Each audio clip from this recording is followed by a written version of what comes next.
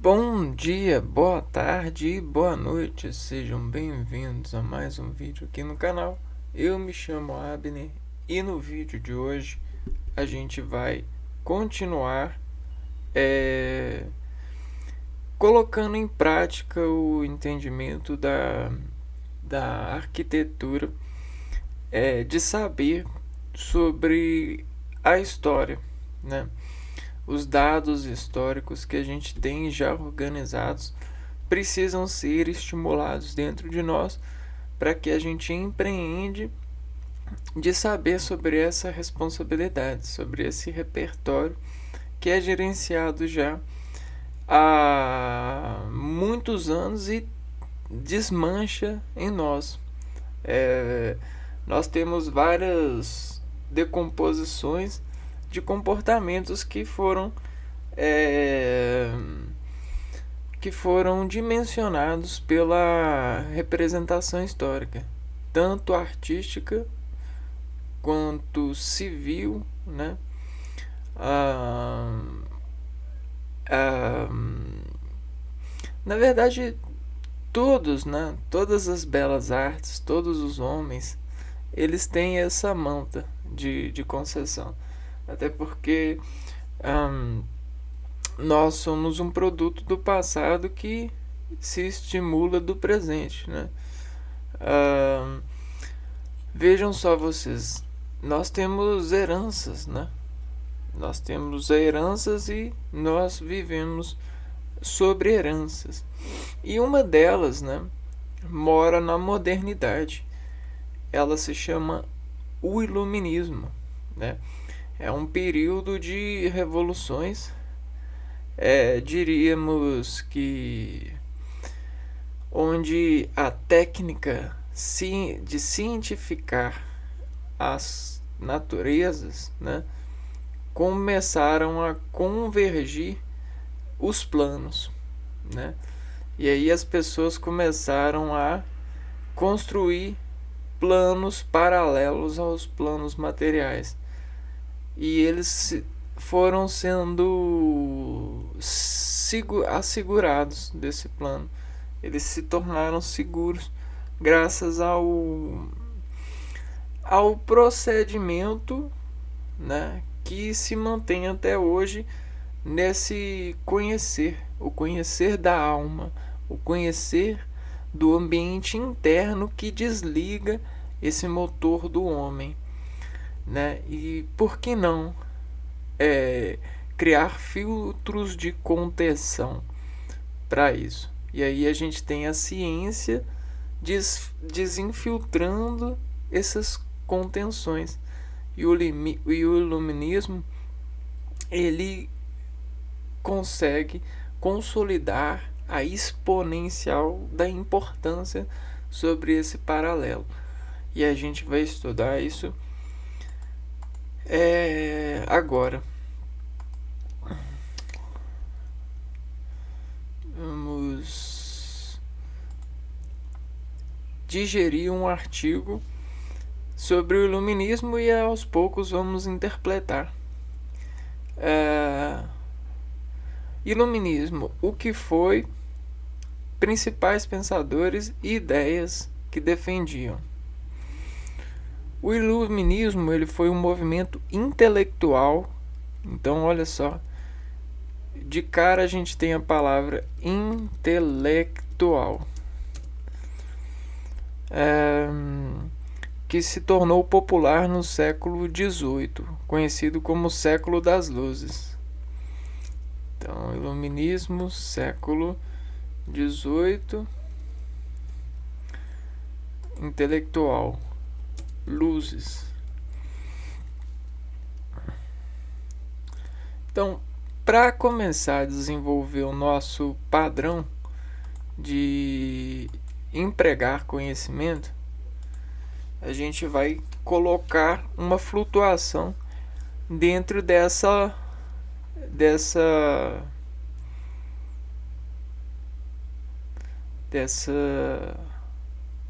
dessa porta aqui, ó, né?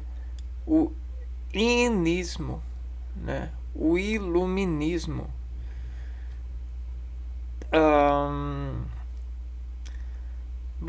a gente tem que toda a palavra ela tem uma frequência de desapegar um movimento, né? Então a gente tem um movimento que é coordenado pela palavra, a sustentabilidade dessa palavra. E aí esse halo, né? Essa hilo, né? Essa ilumi, né? Essa ilumi quer dizer que a gente está fazendo a iluminismodação, a iluminação, o ilumini. Não, então quando eu vou em algo, eu vou para algo, ini, eu tenho essa afirmação, né? Se a gente virar de cabeça para baixo, a gente desafirma, né? Não tem a afirmação aqui, esse ponto que vai desafirmar. Quando a gente tem uma luz, né? A luz, ela de um ponto, ela despontua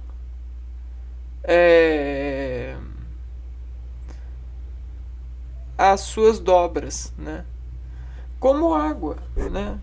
Como o rendimento de uma água. Então, o estado fluido da matéria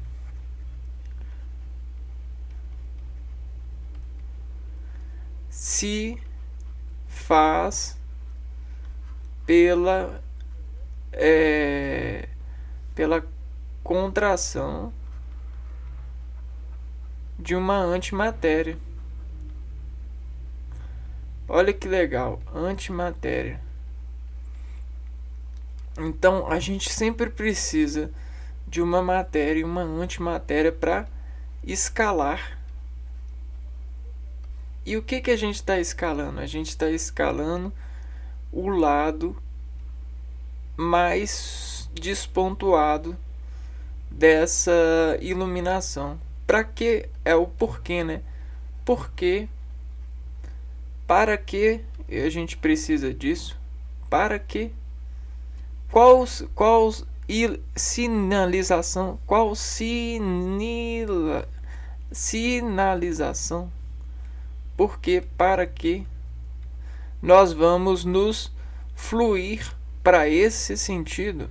Ora, as luzes vão nos dizer a intelectualidade de desimportar a natureza para uma iluminação onde a gente desencontra formas de escalar é importante. E aonde que a gente tem um estado fluido?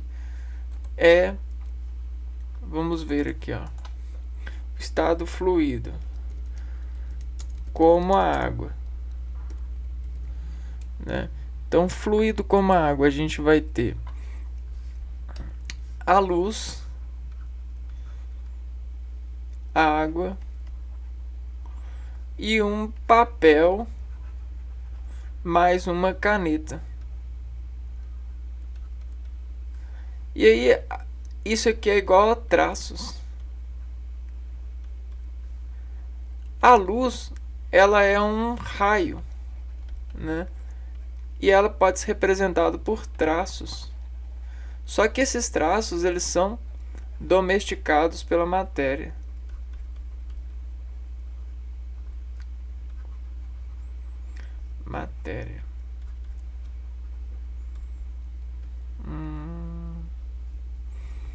Beleza?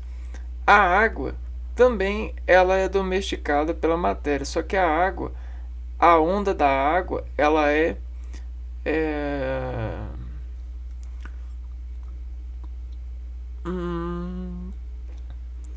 enquanto a luz é um raio, a água ela é um volume.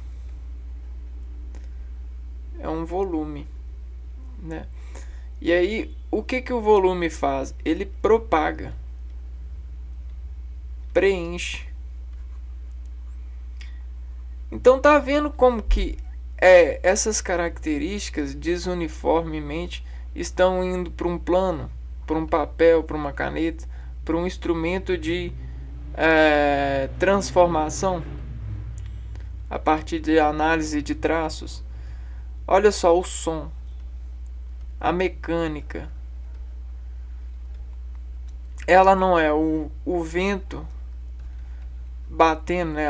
O vento das partículas batendo em um anteparo, batendo, explodindo sob um anteparo.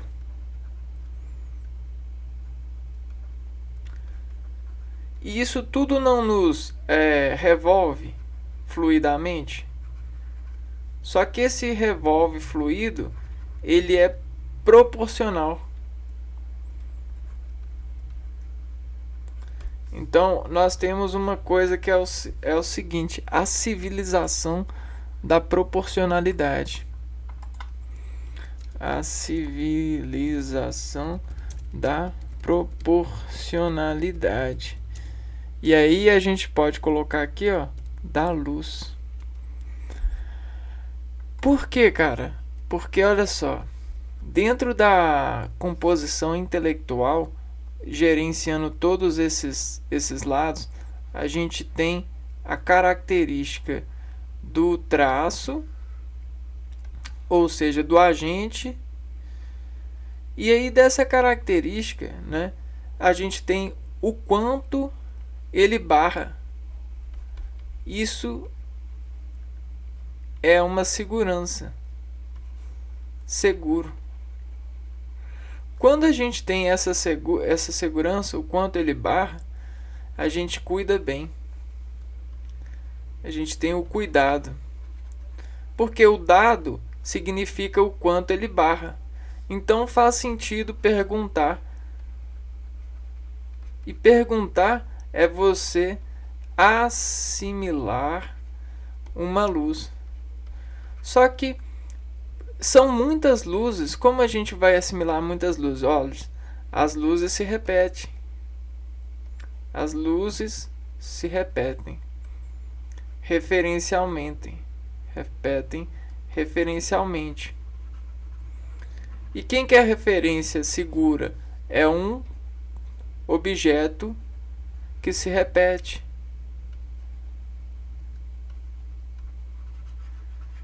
Então, tá vendo como que a gente tá criando a civilização? A gente eleva o homem a uma repetição. E aí a gente exponentiza o homem, colocando o homem a um evento de quadrado, de cubo, e assim sucessivamente, ó. Então essa é a escada do paraíso, né? Paraíso a gente referencia o homem como um agente unidirecional no sentido comum. Por quê? Porque a gente partilha a comunicação. E a comunicação, ela não é traços que vão assegurar uma nota, um papel e uma caneta que vão fazer traços que vão levar à segurança da informação. E essa informação, ela nessa quântica, ela não vai virar uma luz, né? Ela vai desfluir a partir da luz, do som mecânico, da matéria produzida, da água, do volume que vai se formar, da luz que vai propagar nela. Então, tá vendo o que a civilização e a proporcionalidade trouxe para a luz? O sentido investigativo das sensações, das faíscas de razões. Tá, e aí o que acontece? A gente começa a praticar isso. Colocar num plano de escala. E essa escala, ela está na modernidade. A modernidade, nossa, ela parte desse princípio aqui, ó, o iluminismo. Claro que o Aristóteles, lá na sua obra Política, ele já redesenhava que as ciências ela deveria ser a natureza, ela deveria ser a elevação do homem, é a natureza que eleva o homem. Mas nesse período aqui, ó, foi muito importante porque muitas pessoas se reuniam, muitos burgueses, nobres,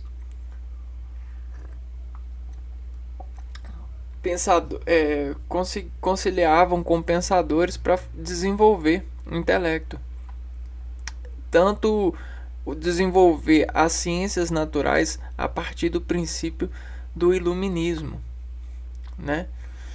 E aí essa partícula conseguiu desimprensar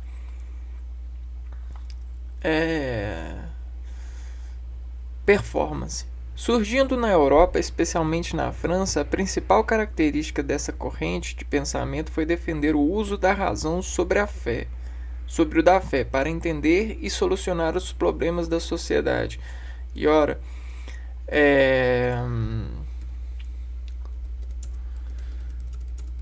essa corrente foi muito importante porque a fé é rudimentar, insegura e apelativa para o domínio do lado religioso. Tá. O religioso é algo que era um senso investigatório, né? A quadra religiosa, ela já investigava desde os tempos passados com a Bíblia o comportamento do homem, o comportamento comum, né? A comunhão, o comportamento comum. Só que esse comportamento comum, a partir do desenvolvimento social, ele ficou muito difícil da igreja, da religiosidade, fazer esse lado investigativo e encontrar asseguradoria pela fé. A fé era um produto de ensinamento. Era uma escola, né? As pessoas elas precisariam ter fé, por quê? Porque o organismo delas, sinceramente, dá conta de sobreviver às intempéries. Mas a gente precisava de mais segurança a partir desse momento de instabilidade, principalmente da igreja e dessa forma de ensinamento, por conta das dúvidas que surgiam com esses movimentos, né, esses investigamentos diferenciais. Porque quando a pessoa ela se investiga a partir da religião, ela tem uma base que desprende ela em uma condição, né? A razão é incondicional, ó. A razão é incondicional. Então, embora os princípios da igreja e da fé sejam tomados foram e ainda são bem consternidos, bem tratados, bem solenes para gerir e advertir as pessoas sobre esses preceitos, sobre essa estratégia de saber, de organizar, sabedoria. A razão ela é incondicional, né? Então,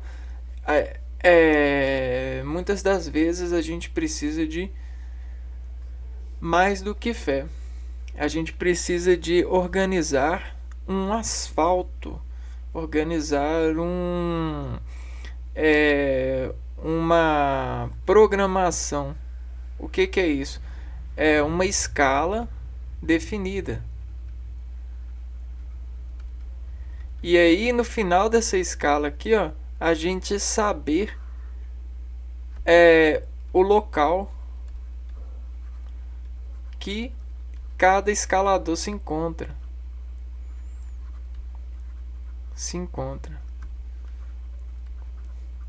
Até porque a gente nasce um espírito empreendedor na sociedade. O camarada que oferece soluções que podem dar problemas. E essas soluções que podem dar problemas vão precisar de soluções melhores. E aí a gente tem a patologia, a doença, os vírus, como um entreposto para poder ver isso melhor. Para entender e solucionar problemas da sociedade. E agora esse negócio de entendimento de problemas da sociedade, ó,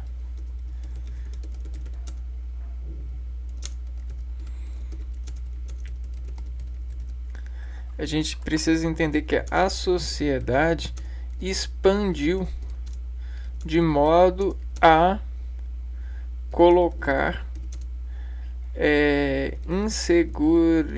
inseguranças nas problemáticas. E ainda tinha aquelas pessoas que diziam verem problemas futuros, né? Os famosos teóricos. A gente vai ver aqui alguns teóricos do iluminismo. Os iluministas acreditavam que poderiam reestruturar a sociedade do antigo regime.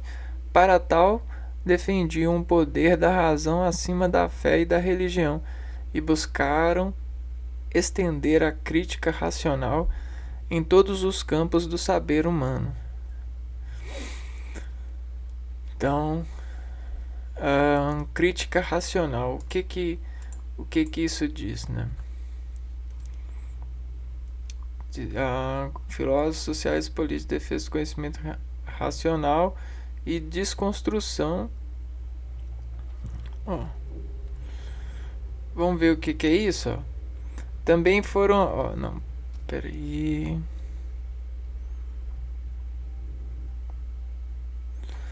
Acreditavam que poderiam reestruturar a sociedade do antigo regime. Para tal, defendiam o poder da razão. Reestrutura.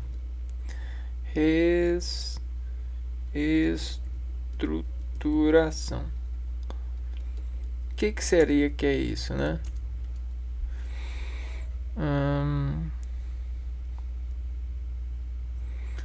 Antigo regime, para tal, defendia o poder da razão acima da fé. Razão acima da fé. E da religião, buscando entender crítica racional em todos os campos do ser humano. Em outras palavras, buscavam, através da aplicação de conhecimentos filosóficos, sociais e políticos, a defesa do conhecimento racional e a desconstrução de preconceitos e ideologias religiosas. Então, o conhecimento racional, né, é como que a gente conseguisse acreditar na formação, né, e não na apelação da fé, porque sem formação a fé é só uma notícia,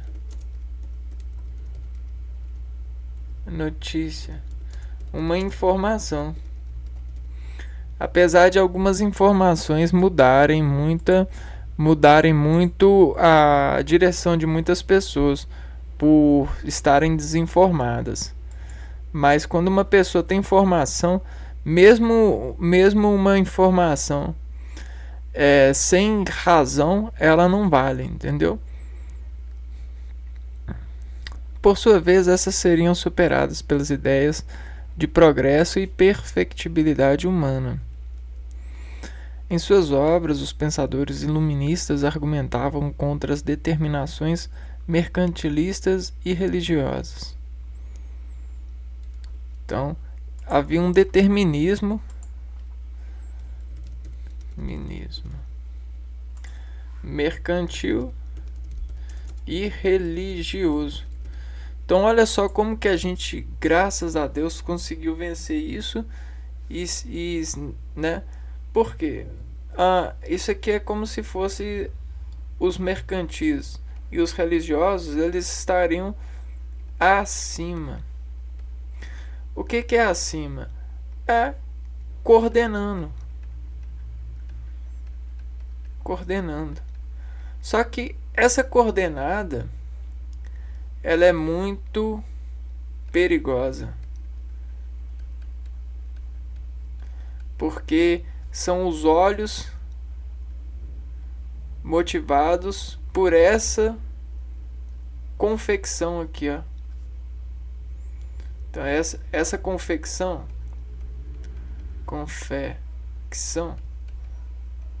os olhos delas acima, às vezes só olham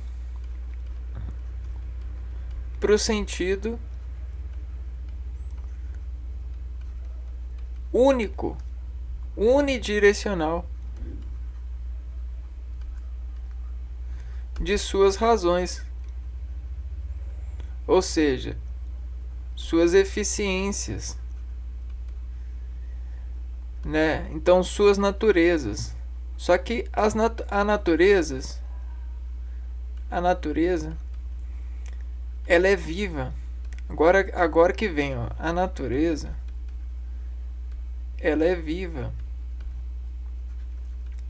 E aí, sendo ela viva, ela está todo momento mudando e ela tem infinito ângulos de mudança. Então, somente a natureza pode controlar a natureza, né? Qualquer forma de coordenar é crime, é irresponsável. Então, o que a gente precisaria de fazer? A gente precisaria buscar um ponto de contenção da natureza.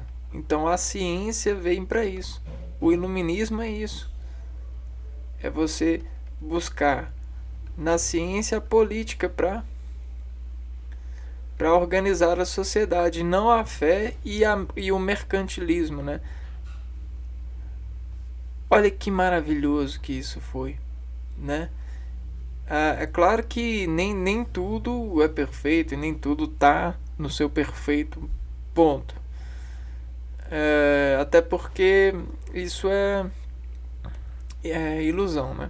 Porque nós vivemos na natureza e ela é viva. Ela muda o tempo todo. Principalmente o modo de pensar e agir das pessoas. Também foram avessos ao absolutismo e aos privilégios dados à nobreza e ao clero. Essas ideias eram consideradas polêmicas, pois afetavam a estrutura política social do antigo regime. Então, contra o absolutismo e os privilégios da nobreza.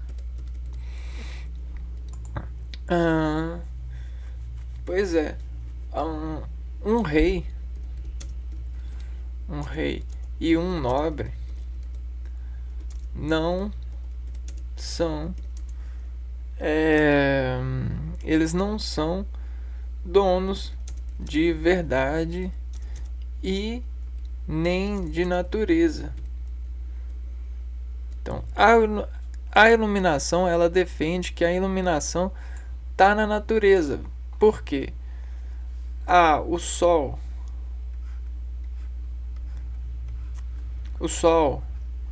a água,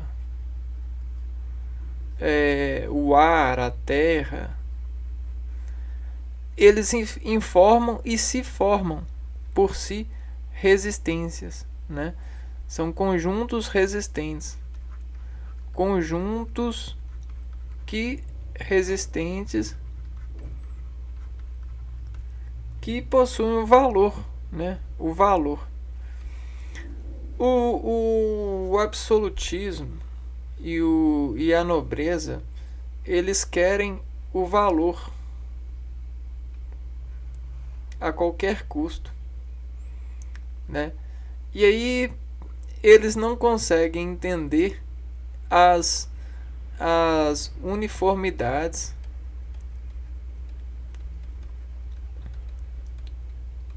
dimensionais da razão que esses instrumentos, que esses elementos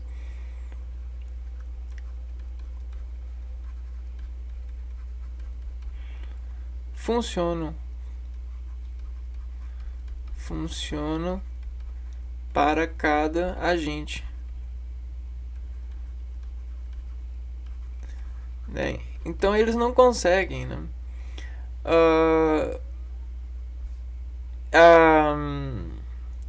Então, o que o iluminismo faz? Eles falam assim, ó, não dá para contar com o rei, não dá para contar com uma nobreza, porque eles não estudam, eles não estão nem aí, né? Desta maneira, os filósofos como Diderot e D'Alembert buscaram reunir todo o conhecimento produzido à luz da razão num compêndio dividido em 35 volumes, a enciclopédia. Perfeito. Então, filósofo Diderot de Alembert.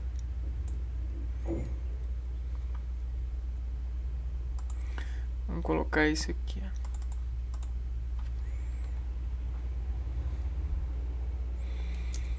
Enciclopédia.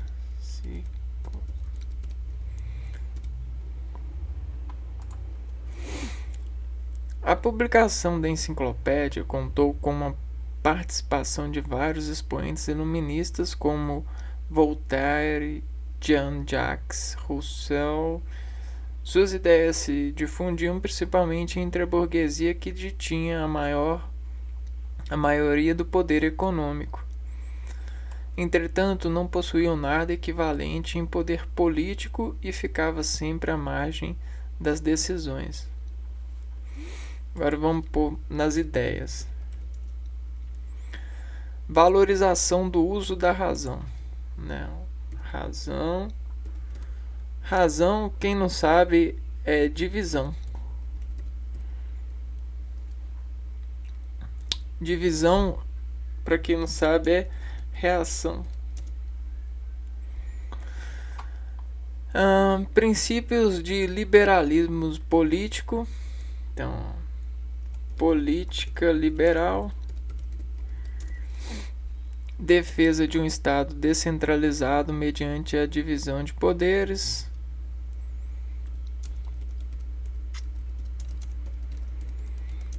Descentralização do Estado. Anti-absolutismo através da limitação dos poderes monarca.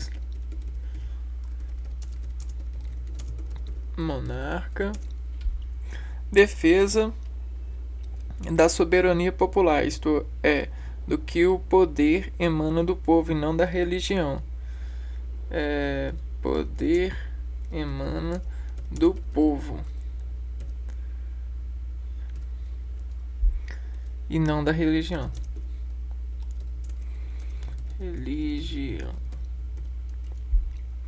valorização das artes, do pensamento científico, artes,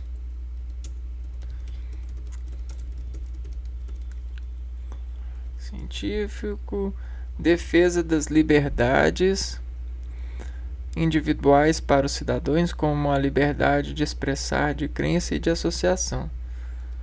Liberdades individuais,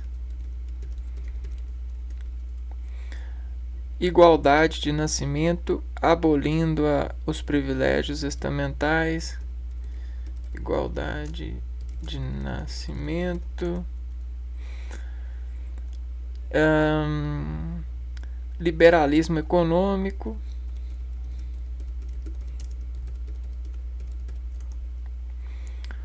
liberdade de expressão e de culto religioso,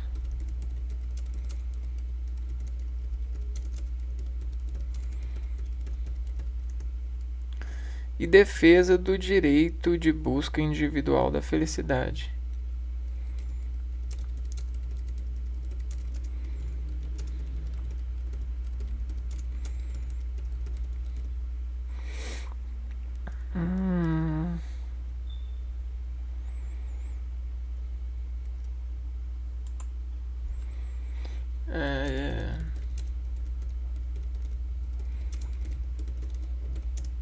Então vamos dar um stop aqui, vamos analisar esse quadro aqui, ó. Quais que eram as ideias? Bom, a primeira ideia que eu vou puxar aqui, ó, é esse aqui, ó. O poder emana do povo. Ora, se a gente tem o povo, se a gente tem um ser, e ele consegue, a partir de si, fluir, né? Ele flui. Ele é um ser fluido. Ele consegue se empreender.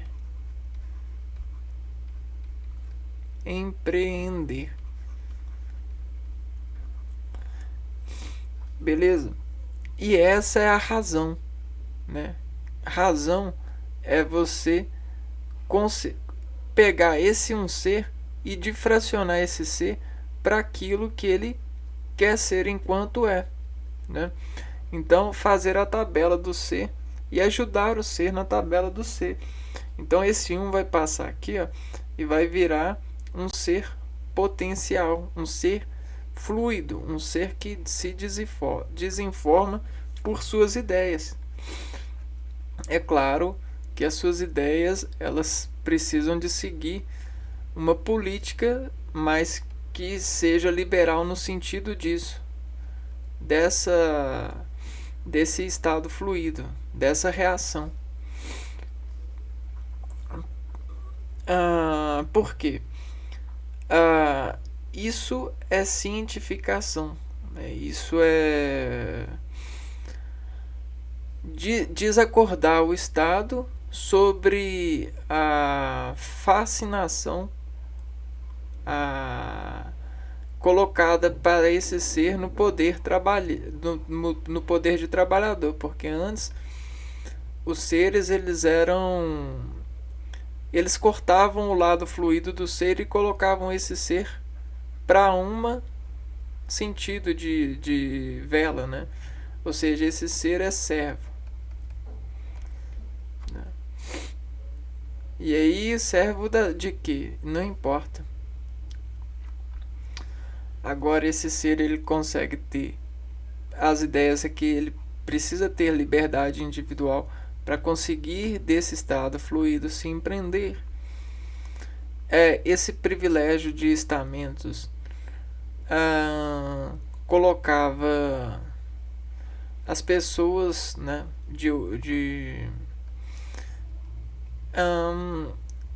desfavorecia as pessoas, então isso não é bom.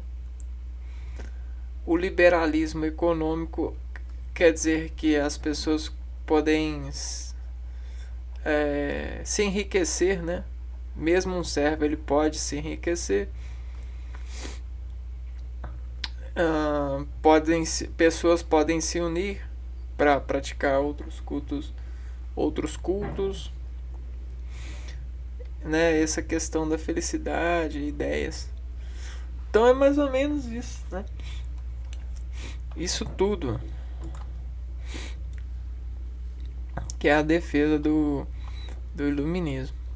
Características do iluminismo. Vejamos a seguir as principais ideias iluministas sobre economia, política e religião. Então vamos lá, economia. Em oposição ao mercantilismo praticado durante o antigo regime, os iluministas afirmavam que o Estado deveria praticar o liberalismo, ao invés de intervir na economia. O Estado deveria deixar que o mercado regulasse livremente. Mercado livre.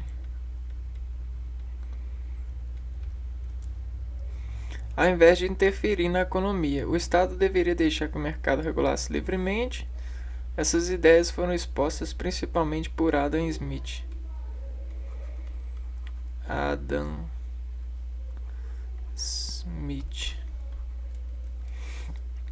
Alguns, como Quesney, defendia que a agricultura era a fonte de riqueza da nação, em detrimento da ocorrência, como defendia pelos mercantilistas.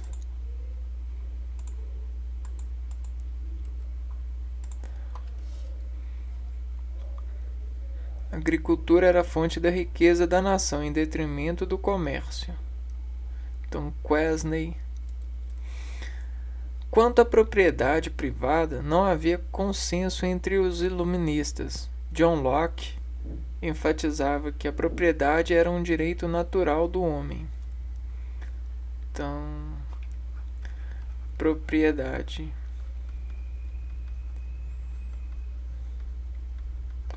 Direito fundamental do homem.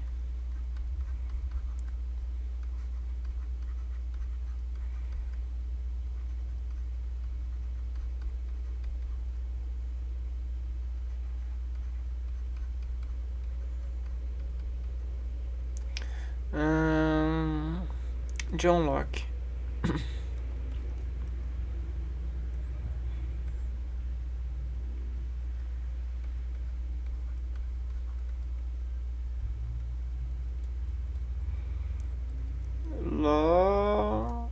Como é que é? Lossiquer.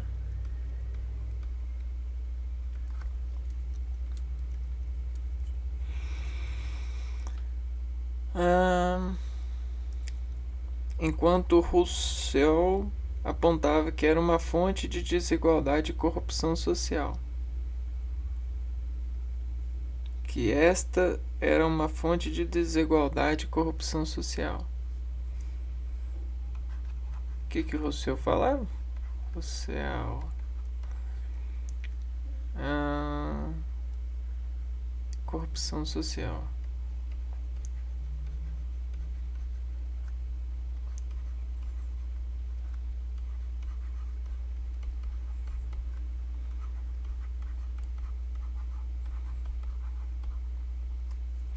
Vamos ver o que o Rousseau falava.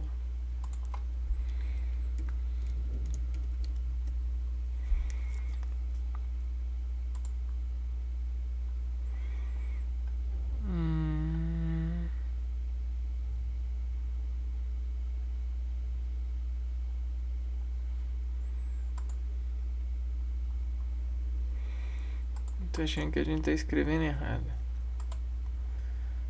Rousseau.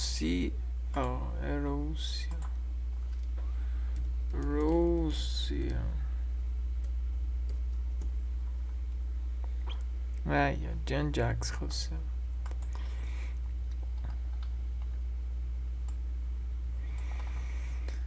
Filósofo teórico, político, escritor e compositor. Todo o direito e outras áreas das ciências humanas, na medida em que desenvolveram e aprofundaram conceitos como Estado, poder e soberania, tais quais conhece atualmente. Seu primeiro grande Discurso sobre as ciências e as artes.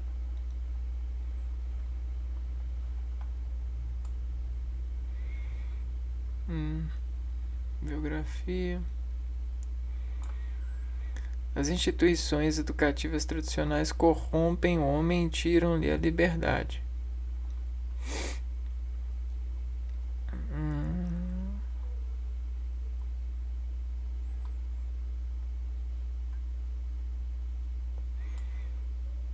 O homem natural é um ser de sensação somente.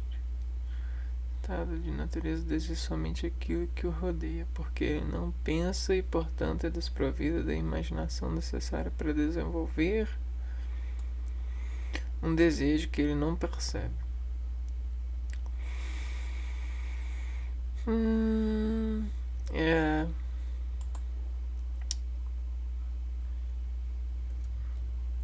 Corrupção e desigualdade.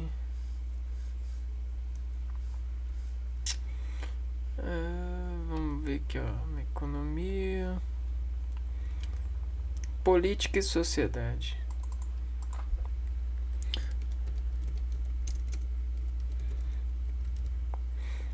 Política e sociedade. Contrários ao absolutismo, os iluministas afirmavam que o poder do rei deveria ser limitado por mecanismos sociais sólidos, como um conselho de representantes do povo ou uma constituição. O escritor Montesquieu, por exemplo, defendia um modelo de Estado onde o governo estaria dividido em 3 poderes.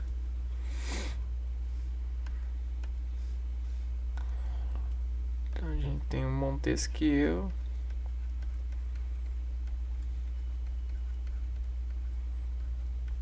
Os 3 poderes: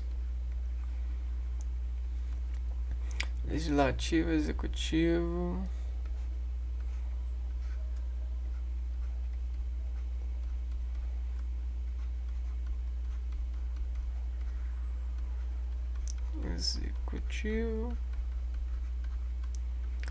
e judiciário. Assim haveria equilíbrio e menos poder centrado numa só pessoa. Esta ideia de governo foi adotada por quase todos os países do mundo ocidental. Além disso, para os iluministas, os súditos deveriam ter mais direitos e serem tratados de forma igualitária. Com isso, defendiam que os impostos fossem pagos por todos sem privilégio ou exceções. Igualdade de impostos pagos por todos,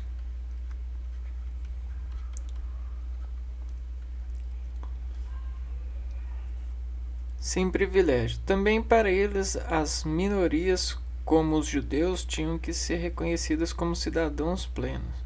Nesse caso, é preciso lembrar que, até então, as minorias religiosas, como judeus e muçulmanos, foram obrigados a se converter ou deixar os países onde estavam para escapar das perseguições. No entanto, nessa época, a noção de cidadania ainda excluía as mulheres, embora algumas intelectuais defendessem a cidadania ao público feminino, como Mary Wollstonecraft, Olympe Desgauges e Emily du Châtelet.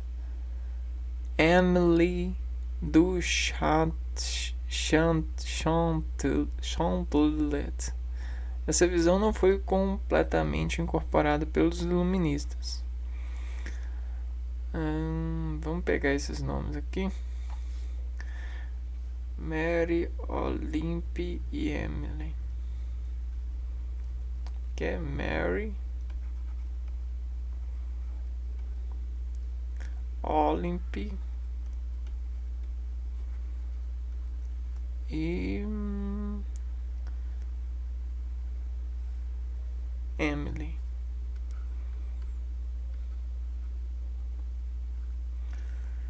Emily.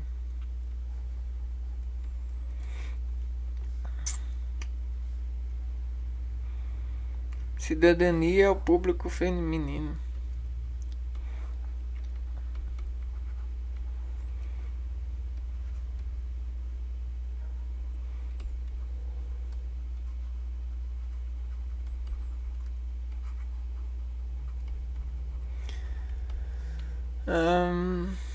Essas são as ideias iluministas na época, século XVIII.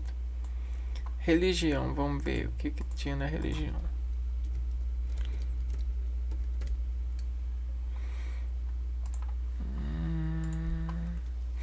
A religião foi muito criticada por vários pensadores iluministas.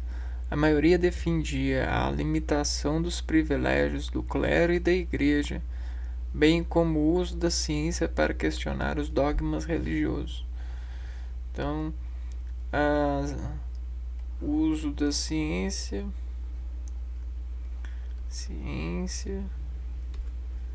para questionar e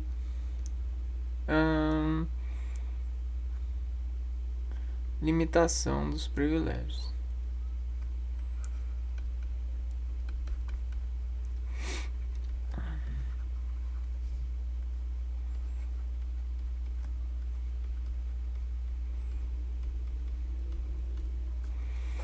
Nesse caso é preciso lembrar que até então as minorias religiosas como... Voltei aqui sem querer. A maioria defendia a limitação. Havia aqueles que compreendiam o poder da religião na formação do ser humano, mas preferiam que houvesse duas esferas distintas, a religião e o Estado. De igual maneira, alguns iluministas defendem o fim da Igreja como instituição e que a fé deveria ser uma expressão individual. Então, separação da Igreja e do Estado.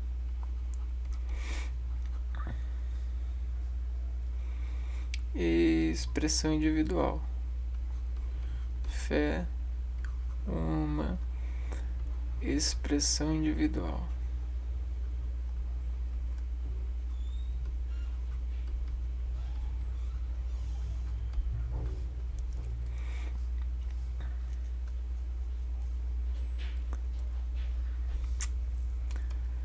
Então vamos lá.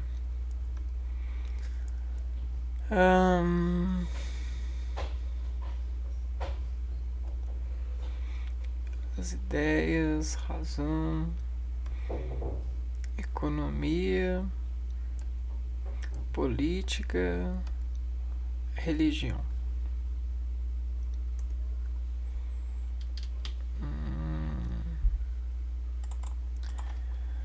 Pensadores.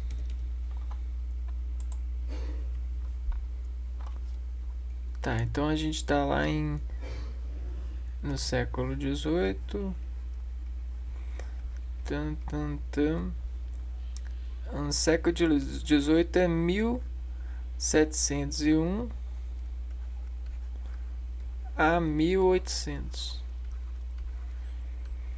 E a sociedade ela estava passando por várias mudanças, né?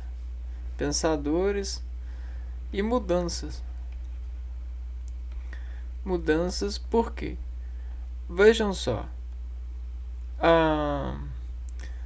Conhecimento é acumulativo.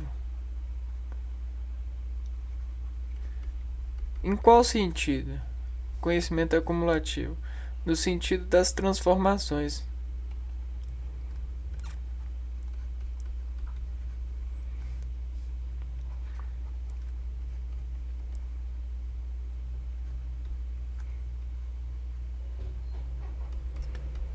Então, esse conhecimento que vai sendo acumulado, né, o conjunto desses conhecimentos, vão buscando transformações novas, né?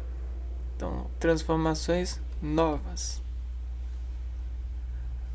E aí o que que acontece? As pessoas é, elas ficam hum, motivadas, motivadas e até desesperadas por novas novas transformações, sabe? E aí o que que acontece? Quando esse fenômeno atinge o seu limite, o acumulativo chega ao limite, o que que acontece? Ocorre o boom. Alguém toma início. Alguém inicia uma cadeia de eventos. Por quê? Essa cadeia de eventos que vai acontecer, que a gente chama de iluminismo, já estava programada pelo acúmulo de conhecimentos. E esse acúmulo de conhecimentos, ele colocou a razão, ela elevou desse acúmulo, dessa transformação, dessas pessoas que se uniram, a razão de jogar para fora. E o que é jogar para fora? É a iluminação. É colocar em prática o iluminismo. Quem que são esses camaradas descritos nas ciências para nós? São esses camaradas aqui, ó. O Montesquieu, grande filósofo iluminista, conhecido pela sua teoria. Vamos pegar aqui.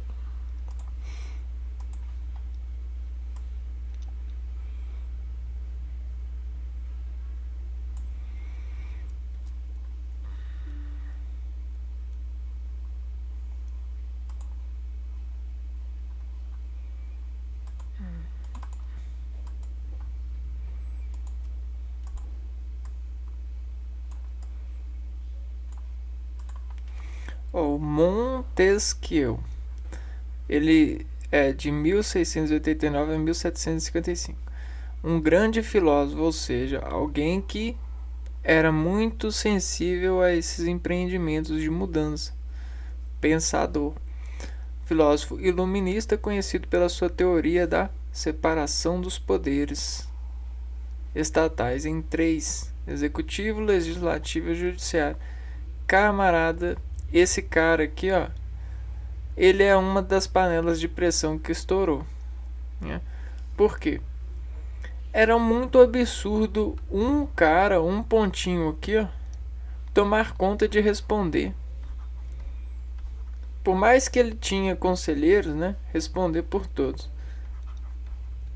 Porque na época não tinha instrumentos tecnológicos, né? E as pessoas mentiam pra caramba pra ganhar conceito com esse camarada. E uma coisa que acontecia, que a gente sabe, é a eleição por rendimento esportivo, né? Ou seja, algo era eleito pela competição. Só que por mais que a competição funcionasse para eleger algumas coisas na sociedade, algumas elas não davam conta de saber se estava certo esse lado.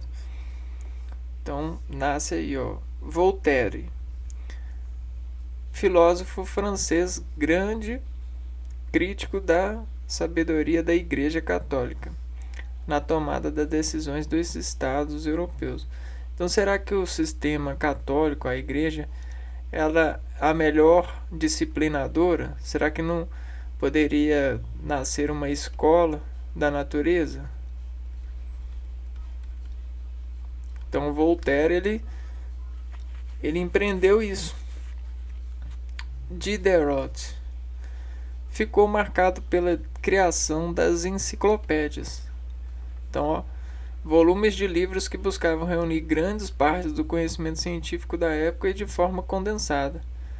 Então, com a enciclopédia, o direito liberal seria mais funcional, porque qualquer um poderia aprender, né? Enquanto na igreja talvez as ideias divergissem um pouco, a enciclopédia ela consolida a natureza, consolida a versão e facilita colocar as pessoas na mesma hierarquia, né?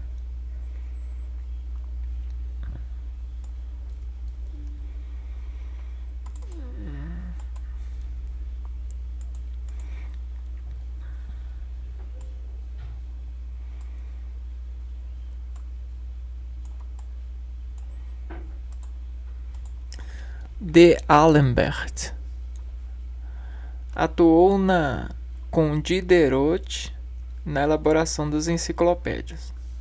D'Alembert. Rousseau,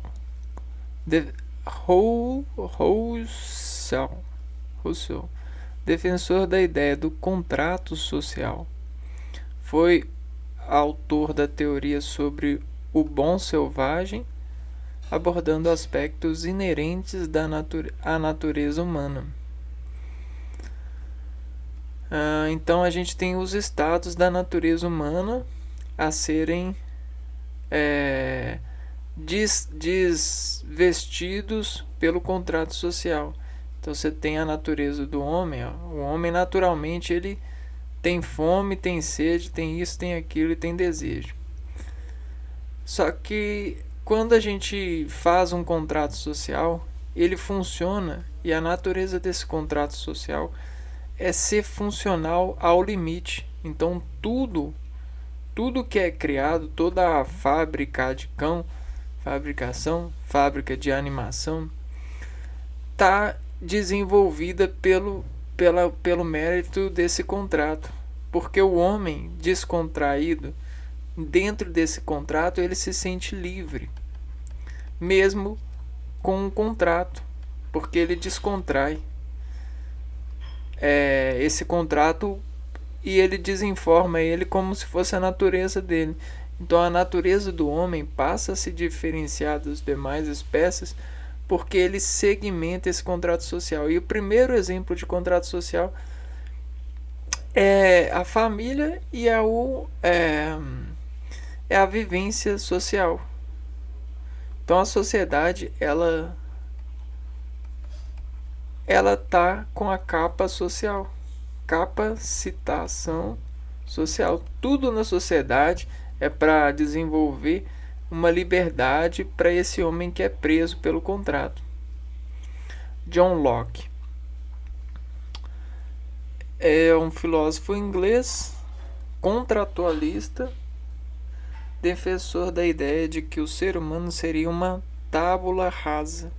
Também defendia que o Estado deveria garantir os direitos naturais de seus cidadãos. O que ele diz quando o ser humano é uma tábula rasa? Né? Vamos tentar ver aqui, ó. Tábula rasa.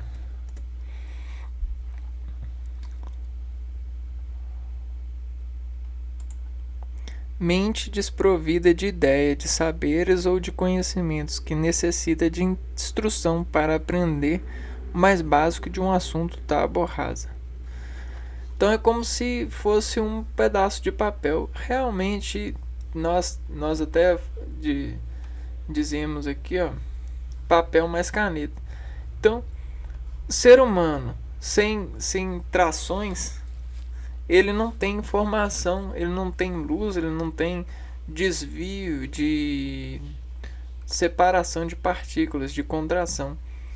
Então, essa ideia do John Locke faz sentido. E aí, a universalidade das locações dos seres para os locais que eles ocupam dizem a tábua rasa aquilo que cognitivamente vai desafinar a tábua em imersão, em razão. Então, até por isso ele coloca essa questão da garantia dos direitos naturais. Porque se a gente não garante esses direitos, o ser humano ele não consegue, ele não vai conseguir deliberadamente se estabelecer, né? Ele não vai conseguir inscrição, caneta, né? Então a gente deve garantir a caneta, ou seja, a natureza, para essa tábua. Senão ele ele não vai conseguir ser um ser humano nessa sociedade. Nessa sociedade que tem capacitação por contrato social. O Adam Smith, filósofo e economista escocês e conhecido por suas teorias acerca da mão invisível no mercado, ou seja, o liberalismo. Quando as pessoas elas conseguem vender e comprar, elas conseguem ter motivos para isso e crescer nisso, né? Se desenvolver a partir desse ofício. É mais ou menos isso que ele está querendo dizer. E aí, nesse desenvolvimento, elas conseguem diferenciar, e não só se diferenciar, mas transmitir esse diferencial para as demais. Até porque a gente sabe que a gente vive acumulando, né? A gente tem a transformação passa do acúmulo, né? E aí o acúmulo ele chega a explodir um acontecimento. Então aqui a gente tem um mapa mental oferecido pela plataforma.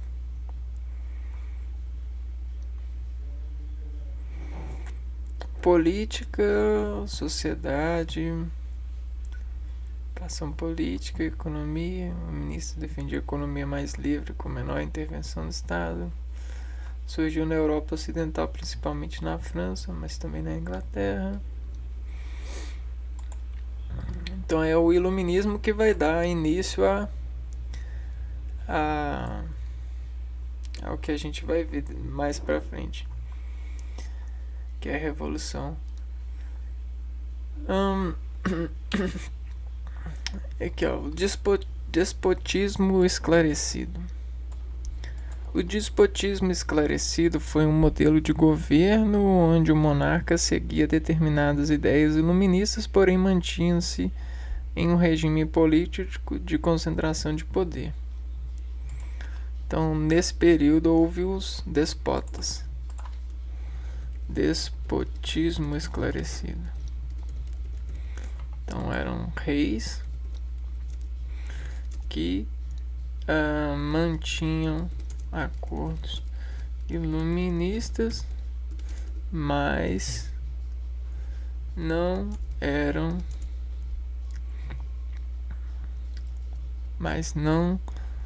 abria mão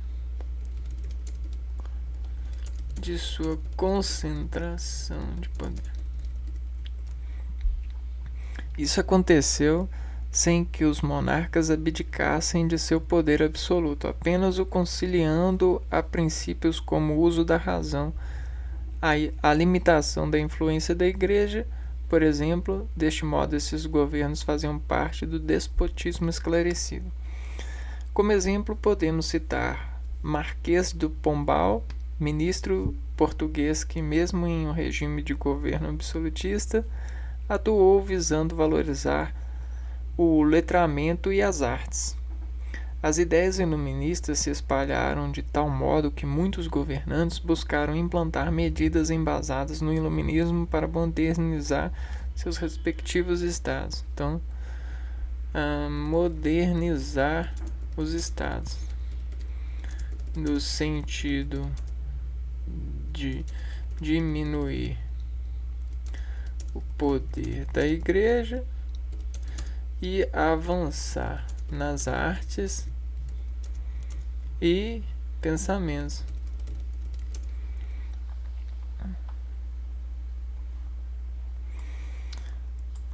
Vamos ver aqui no Brasil como é que foi o iluminismo.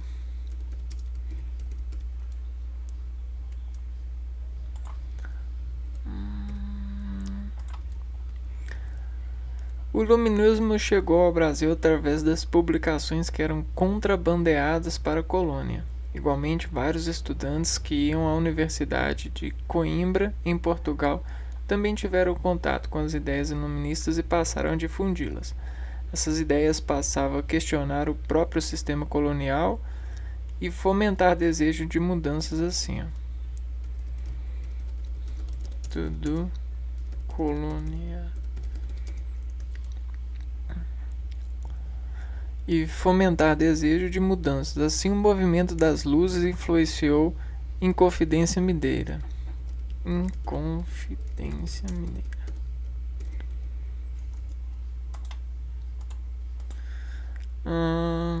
E a Conjuração Baiana e a Revolução Pernambucana. Conjuração Baiana e Revolução. Qual que é a Revolução? Pernambucana. Já no século XIX.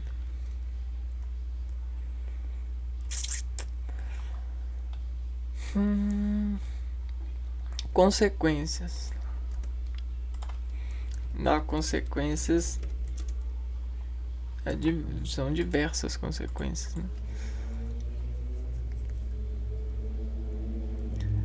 Os ideais iluministas tiveram sérias implicações sociopolíticas, como exemplo o fim do colonialismo e do absolutismo, e implantação do liberalismo econômico, bem como a liberdade religiosa, o que culminou em movimentos como a Revolução Francesa. Então essa que é a revolução, né, que a gente vai comentar mais à frente. Então, acabou com o absolutismo, com o colonialismo,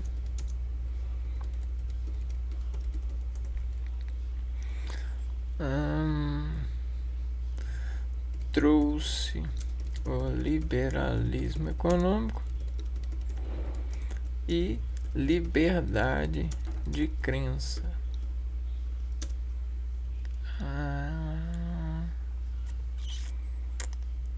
Implicações sociopolíticas. Bom, o que dizer sobre o iluminismo, né? Cara, vamos lá. Quando a gente tem essa sociedade que cresce, né? Vamos lá. Aqui a sociedade está assim, ó. Ela está vendo que ela precisa da natureza, ela precisa de um rei e ela precisa da população. E aí a população, e aqui a igreja, ela se faz precisar, né? Faz o que ela precisa. E aí o que acontece, né? Elas estão aqui cercadas na natureza, né? Igreja, rei, vamos pôr os nobres aqui também. Nobres e mercantilistas. A gente pode representar eles com essa daqui.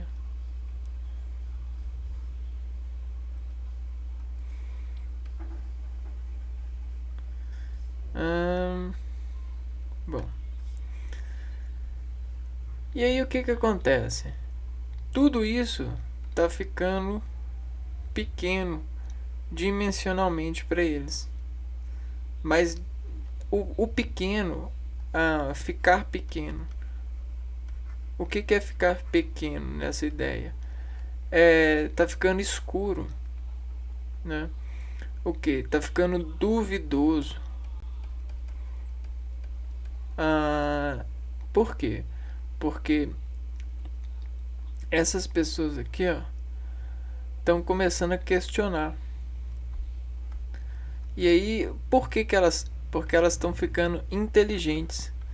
Inteligentes de como? Inteligentes por acúmulos de saberes, né? O que é um saber?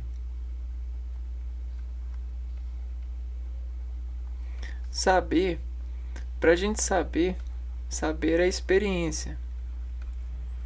Experiência. Só que quando a gente nasce e o nosso pai já tem experiência, a gente já nasce com a experiência do nosso pai. A luz do nosso pai já nos tá aqui, Então a gente vai passando tempo. E aí a gente chega aqui, já cansado de das luzes, né? E já sabendo de tudo de cor sorteado.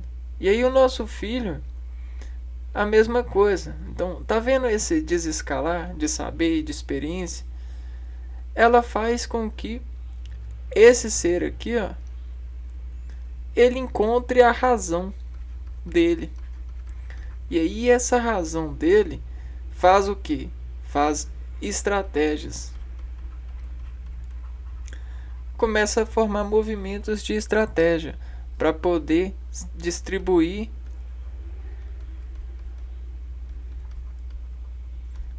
essa necessidade. Mas na verdade ele nem precisa de fazer muito, porque esse grupo todo, em saber, né, em razão, em saber, né, em experiência, eles já estão tão altos que eles conseguem fazer isso facilmente usando o pensamento. E é isso que no século XVIII eles começam a fazer. Eles começam a usar o pensamento e a razão para tomar, né, fazer essa adversação. E aí o que eles começam a fazer? Eles começam a percorrer aqui, O que isso quer dizer? Que eles estão difundindo as ideias a partir desses pensadores. Por quê? Não faz sentido esses aqui, esses três camaradas terem essa dimensão de cor por status, né? Então ele vai aos poucos, eles vão fazendo isso aqui, isso aqui é igual a mim, né? Não faz sentido. Isso aqui é mais importante que isso, né? A natureza é mais importante. O rei não dá conta de fazer. Tem que dividir o rei, Isso aqui, não pode mais, tem que cortar. Tem que tirar aos poucos, tem que queimar e transformar. E aí ele vai tentando fazer essa mudança. Até que ele vai conseguindo, né? Ele vai conseguindo aos poucos transformar a sociedade para ela se ver cada vez mais dentro do lado desse lado escuro que eles estavam, né? Desse lado escuro, e eles começarem a praticar a instalação das luzes.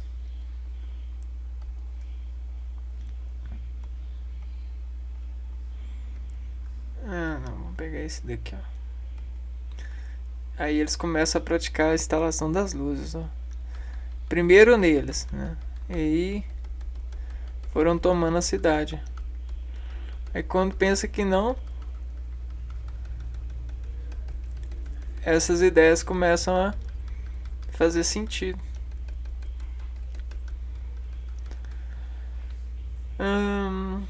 Mas é bem isso aqui, ó. A gente tem que entender que esses caras, eles são influenciados pelos pais, pelos elementos da sociedade, pelas mudanças de conhecimento, de experiências que foram acumulados, né? E aí isso possibilitou que entre eles começassem a pensar nessa questão. Eles pensaram e formaram o que a gente chama de uma é como se eles estivessem praticando fazer o quê? A iluminação, ela passa disso aqui, ó. Você tratar a teoria, você estruturar, fazer uma estrutura que prova ser melhor antes da aplicação. O que é isso que eles treinavam? É a dimensão, né? Ó, a dimensão. Então a razão, ela não é uma divisão.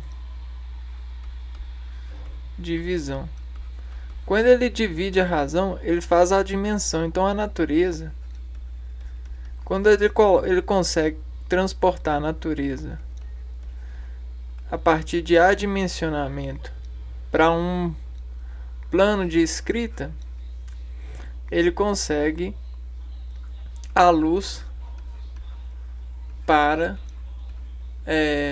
mostrar, revelar a certeza. Então esse é o ganho nosso com o iluminismo, né? É fascinante.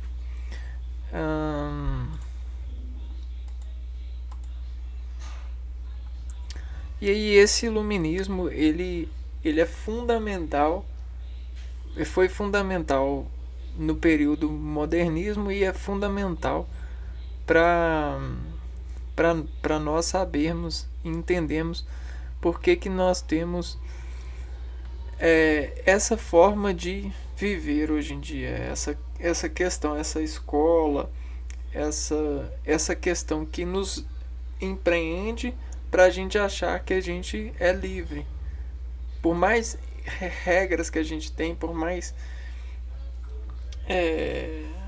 privacidades que a gente consome, a gente se sente livre por conta dessas soluções, né, propostas. Eu vou ficando por aqui então, e aí a gente se vê no próximo vídeo, estudando outro tema desse período da modernização. Um abraço para vocês e até a próxima. Fui!